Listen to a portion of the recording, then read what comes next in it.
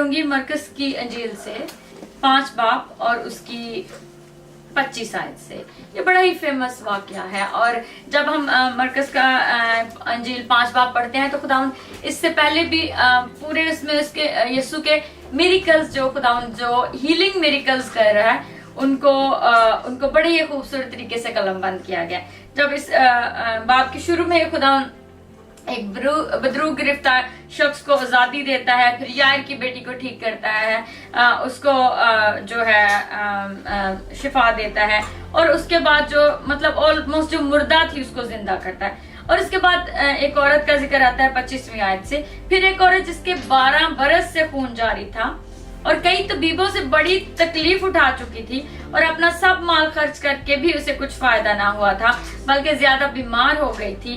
यीशु का हाल सुनकर भीड़ में उसके पीछे से आई और उसकी पोशाक को छुआ, क्योंकि वो कहती थी अगर मैं सिर्फ इसकी पोशाक ही छू लूंगी तो अच्छी हो जाऊंगी। और फिलफौर उसका खून बहना बंद हो गया और उसने अपने बदन में मालूम किया मैंने इस बीमारी से शिफा पाई। यीशु ने फिलफौर अपने में मालूम करके उसने सवाल पूछा हजूम में पीछे मुड़ के, मुझ में से कुव्वत निकली। इस भीड़ में पीछे मुड़कर कहा किसने मेरी पोशाक छुई? उसके शागिर्दों ने उससे कहा तू देखता है कि भीड़ तुझ पर गिरी पड़ती है, फिर तू कहता है मुझे किसने छुआ? उसने चारों तरफ निगाह की ताकि जिसने ये काम किया था उसे देखे। वो औरत जो कुछ इससे हुआ था महसूस करके डरती और कांपती हुई आई और उसके आगे गिर पड़ी और सारा हाल सच उससे कह दिया। उसने उससे कहा बेटी तेरे ईमान से तुझे शिफा मिली, सलामत जा और अपनी इस बीमारी से बची रहे। खुदा के पाक कलाम के पढ़े और सुने जाने पर खुदा की बरकत हो। जो हीलिंग है, जो तंदुरुस्ती है, या जो आपका मिरेकल है, जब आप फील करते हैं कि आपको हीलिंग चाहिए, जैसे हमारे प्रोग्राम का जो टाइटल है सो मेनी, मतलब पीछे काफी देर पहले रखा गया था हीलिंग एंड प्रोफेसी।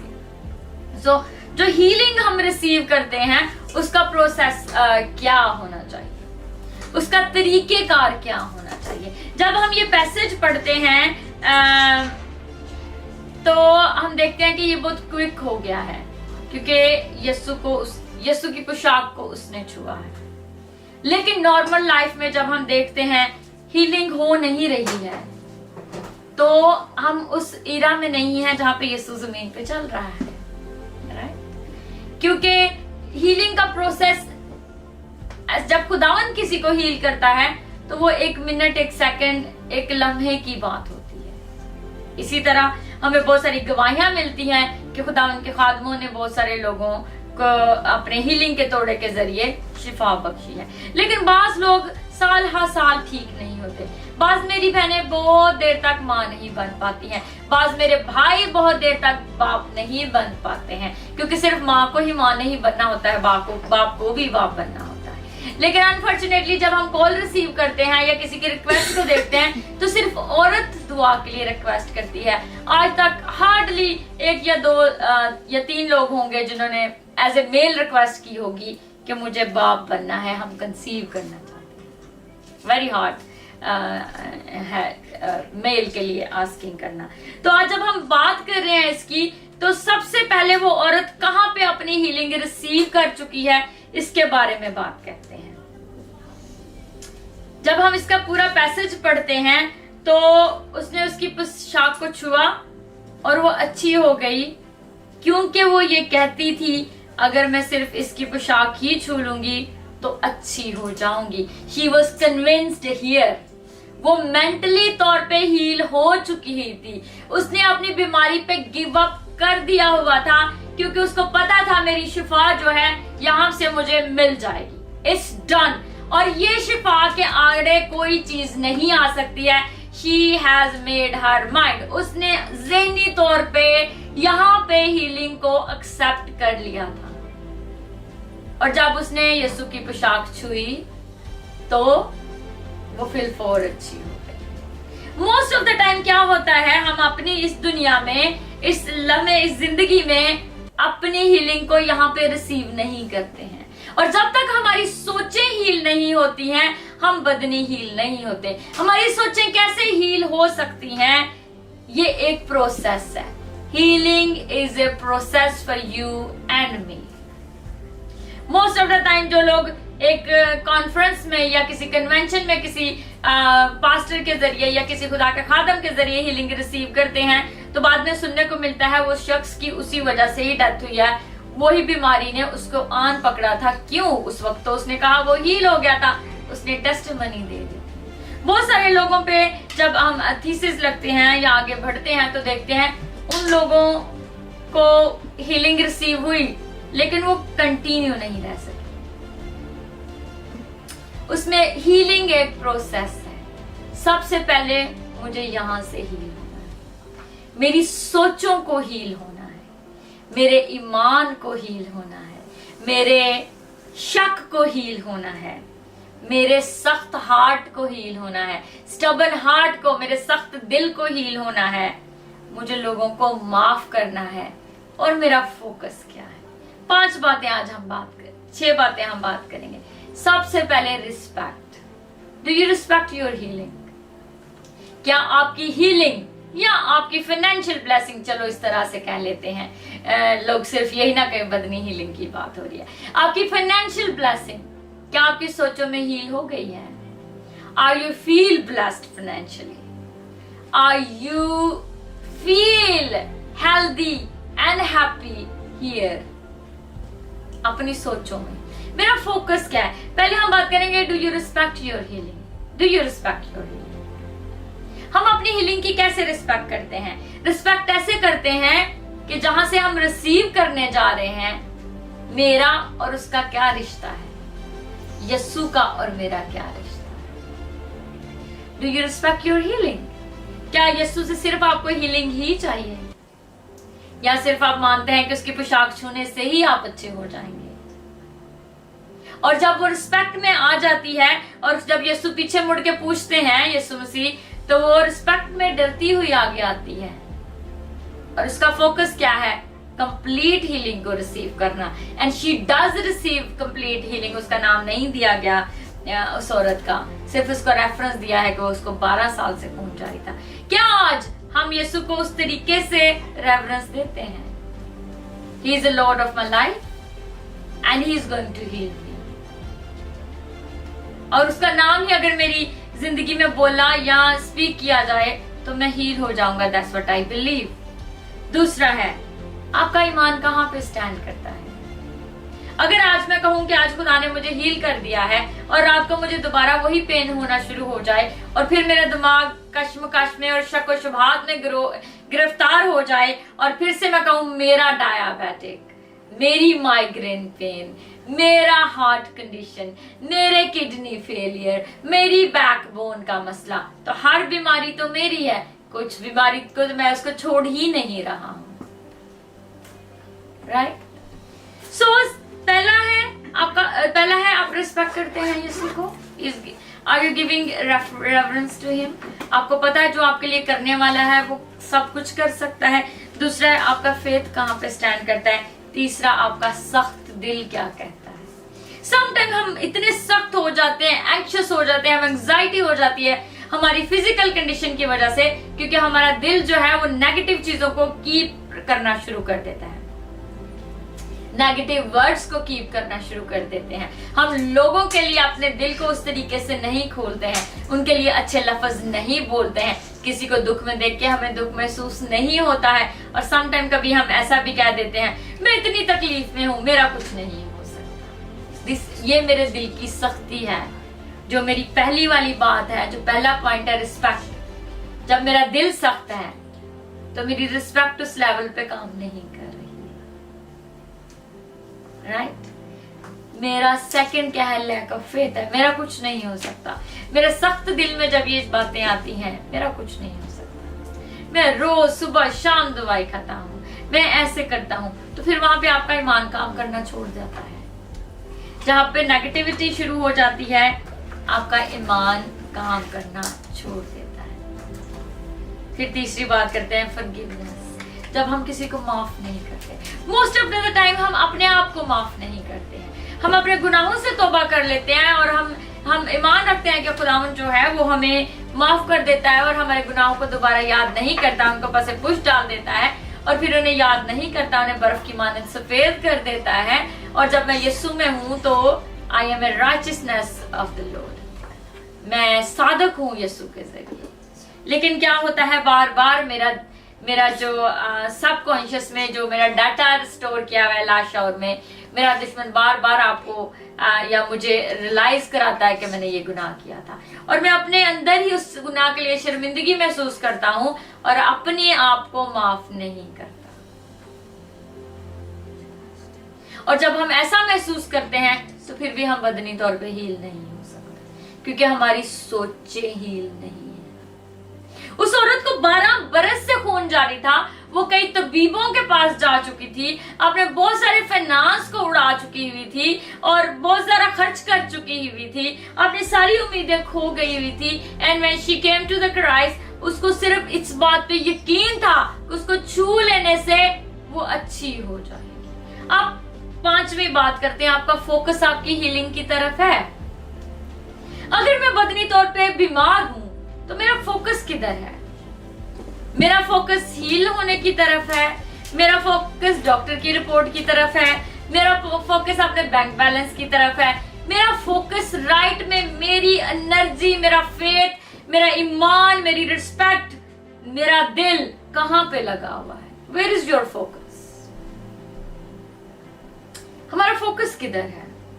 अभी थोड़ी देर पहले मेरी किसी से बात हो रही थी प्रोग्राम शुरू होने से पहले कि कुछ भी राइट नहीं हो रहा है और कुछ भी अच्छा नहीं हो रहा है और कुछ अच्छा चल नहीं रहा है। Where is your focus?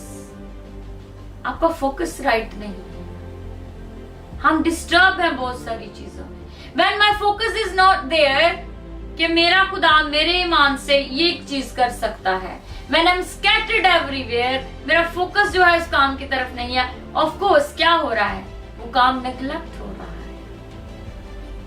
When your focus is not right for the same work or same healing or same financial blessing और कुछ भी करने के लिए, when आपका फोकस एक जगह पे नहीं है, when मुझे टाइम मैनेजमेंट नहीं है, किस वक्त मेरा फोकस किधर होना चाहिए और उस वक्त मेरा फोकस। जब हम इस औरत की बात करते हैं तो उसका फोकस एक ही है। उस पूरी भीड़ में कहीं पे उसने ये नहीं कहा लोग मुझ पे चढ़ते हुए आ रहे हैं, मैं 12 साल से ब्लीड कर रही हूँ, मेरा खून जारी है, मैं कमजोर हूँ, मैं इस भीड़ का हिस्सा नहीं हो सकती हूँ, क्यों ना मैं यीशु को कहीं अकेले जाके मिलूं, क्यों ना मैं इस तरह से करूं कि मुझे यीशु कहीं अकेला मिल जाए, इस भीड़ में मैं कैसे उसको छू पाऊंगी। उसका फोकस किसी चीज और की तरफ नहीं, उसका फोकस सिर्फ और सिर्फ उसकी पोशाक को छूने की तरफ है। She is using her strength. उस भीड़ में वो जोर लगा रही है।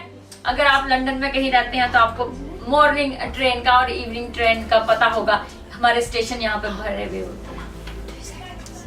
और जब हम पूरे जोर से उस हजूम में से निकलते हैं, we feel we are getting press. हम लोगों से प्रेस हो रहे हैं, कहीं पे मुझे मेरा बैग चुभ रहा है, जैकेट की जिप चुभ रही है, लोग मुझे प्रेस कर रहे हैं, कोई मुझसे बहुत बड़ा है, कोई मुझसे बहुत छोटा है, किसी से मुझे स्मेल आ रही है, किसी का परफ्यूम मुझे सर दर्द दे रहा है। She is not focusing. उसका फोकस किसी और चीज की तरफ नहीं, उसका फोकस सिर्फ और सिर्फ यीशु को की पोशाक को छूने और हील होने की तरफ है। ऑल्दो वहां पे जंग का आलम है, लिखा है भीड़ उस पे चढ़ी हुई आती थी, but he manage to touch her his उन्होंने यीशु के गारमेंट को छुआ, उसने यीशु की पोशाक को छुआ और यीशु ने उस पूरी भीड़ में से उस फोकस को, उस ईमान को और उस टच को महसूस किया।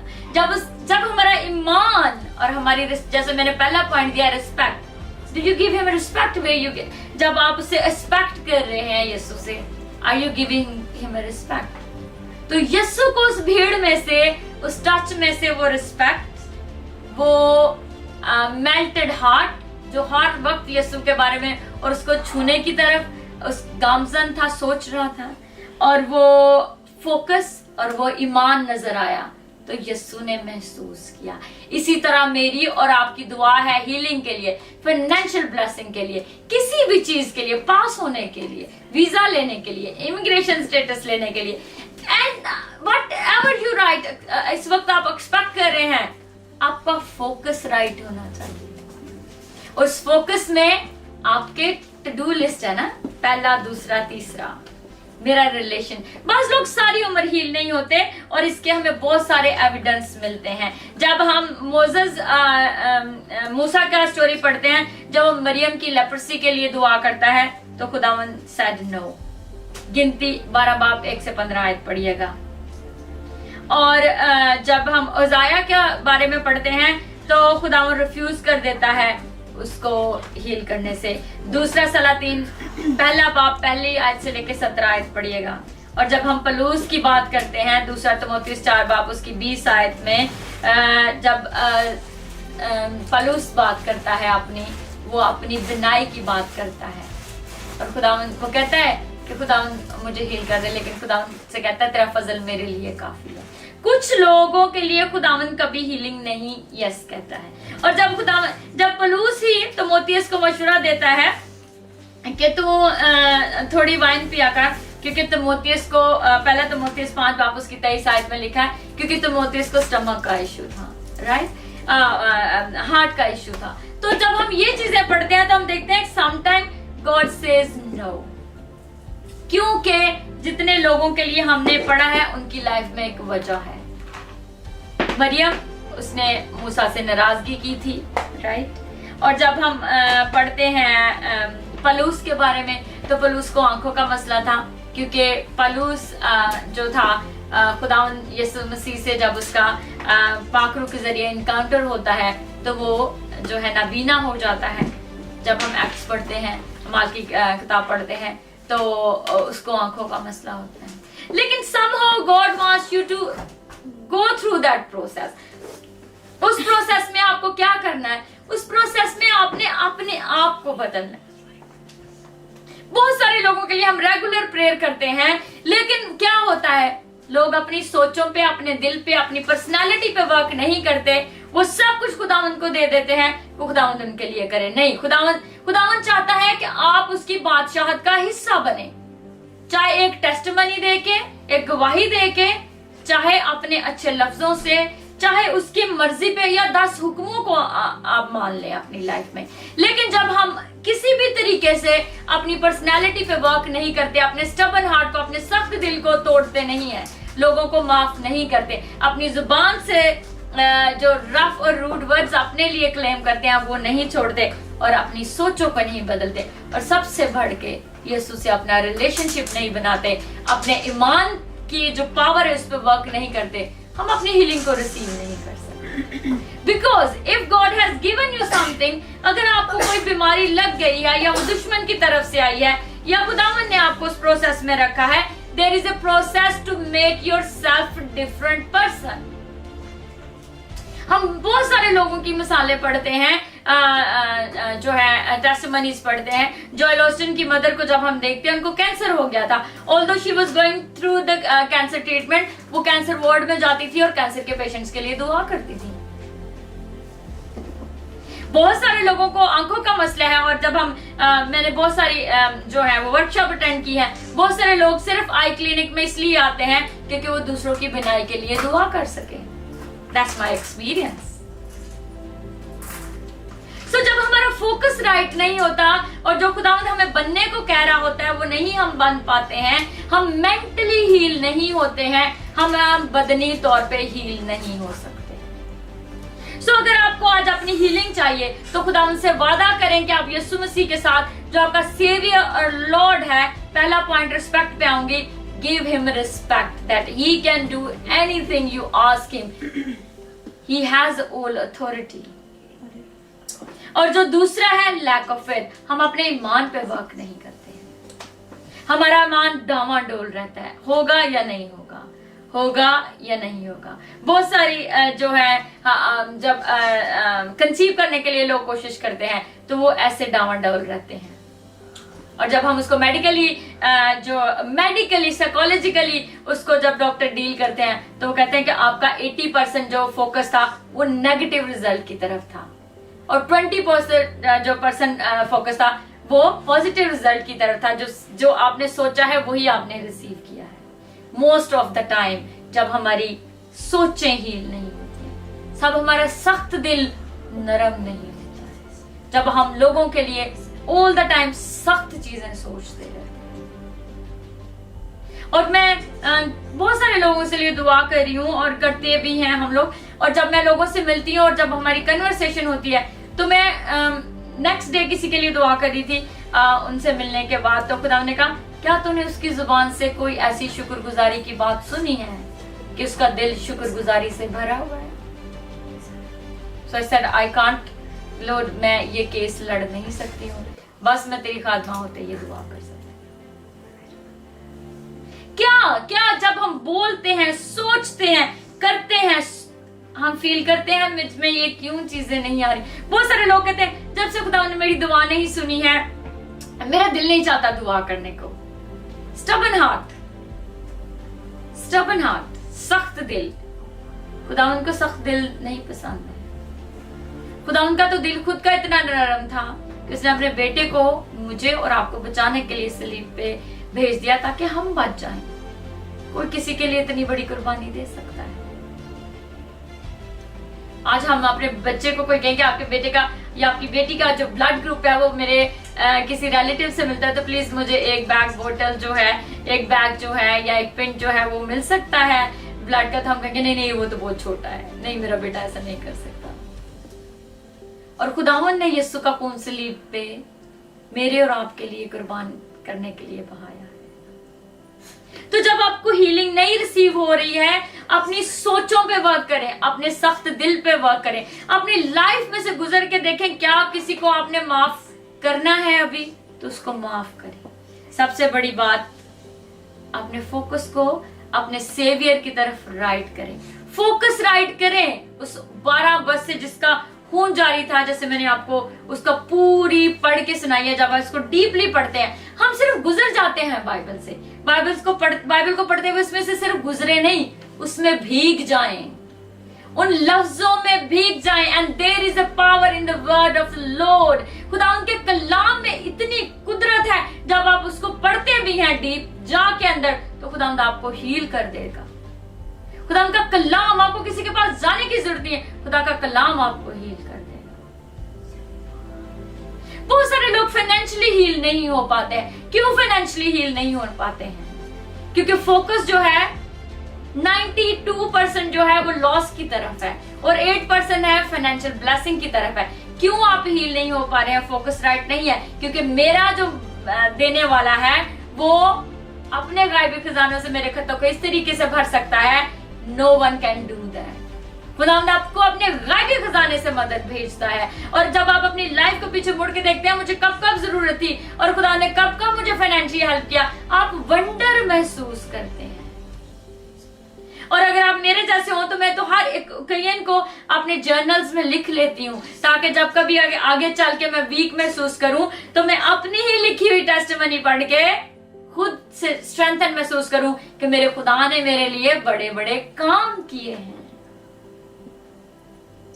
अगर हम यीशु मसीह की पैदाइश के वाक्य को लेते हैं तो हम जब मरियम और यूसुफ की जिंदगी देखते हैं तो वो क्या फोकस था उनका? क्या फोकस था? क्या हमारे घर दुनिया को बचाने वाला पैदा हो रहा है और वो खुदा के बाप के तख्त पे बैठने वाला है?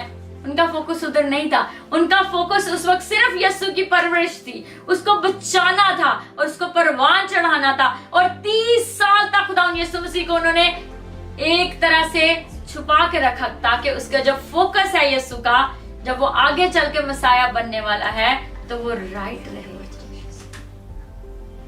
अगर हम कलाम को डीप जाके पढ़ते हैं तो हम जान लेते हैं आज तक जो मुझे नहीं मिला वो खुदावन की वजह से नहीं, मुझे मेरी वजह से नहीं मिला है। और मुझे कहां कहां पे अपने आप को करेक्ट करना है। होपफुली आज के कलाम से आपको पता चलेगा कि आपकी हीलिंग आपको कैसे रिसीव हो सकती है।